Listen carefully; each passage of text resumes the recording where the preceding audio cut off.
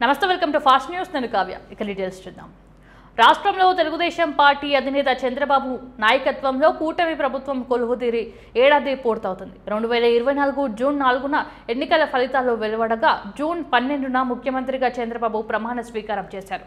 అయితే ముఖ్యమంత్రిగా బాధ్యతలు చేపట్టి ఏడాది గడుస్తున్న ఎన్నికల సమయంలో ఇచ్చిన హామీలను సంపూర్ణంగా నెరవేర్చలేదని వైకాపా ఆరోపిస్తుంది. ఈ నేపథ్యంలో ఎన్నికల ఫలితాలు వెలువడిన జూన్ 4వ తేదీని వెన్నుపోటు దినంగా నిర్వహించాలని వైకాపా అధినేత వైఎస్ జగన్మోహన్ రెడ్డి పిలుపునిచ్చారని ఆ పార్టీ కీలక నేత సజ్జల రామకృష్ణారెడ్డి తెలిపారు. వైకాపా రీజనల్ కోఆర్డినేటర్లు, పార్టీ జిల్లా అధ్యక్షులు, ఎమ్మెల్యేలు, ఎంపీలు, ఎమ్మెల్సీలతో పాటు ఇతర ముఖ్య నేతలతో బుధవారం సజ్జల రామకృష్ణారెడ్డి టెలికాన్ఫరెన్స్ నిర్వహించారు.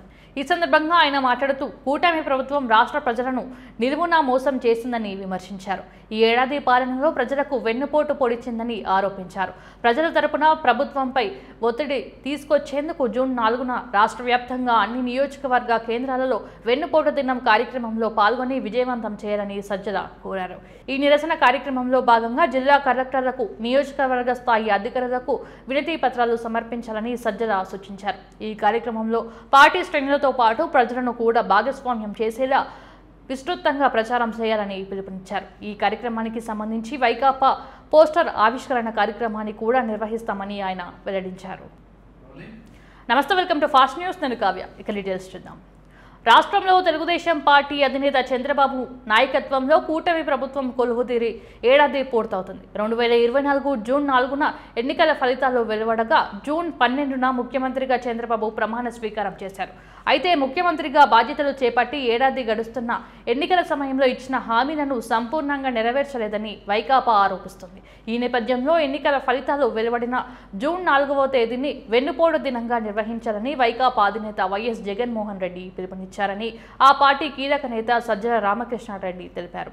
వైకాపా రీజనల్ కోఆర్డినేటర్లు, పార్టీ జిల్లా అధ్యక్షులు, ఎమ్మెల్యేలు, ఎంపీలు, ఎమ్మెల్సీలతో పాటు ఇతర ముఖ్య నేతలతో బుధవారం సజ్జల రామకృష్ణారెడ్డి టెలికాన్ఫరెన్స్ నిర్వహించారు.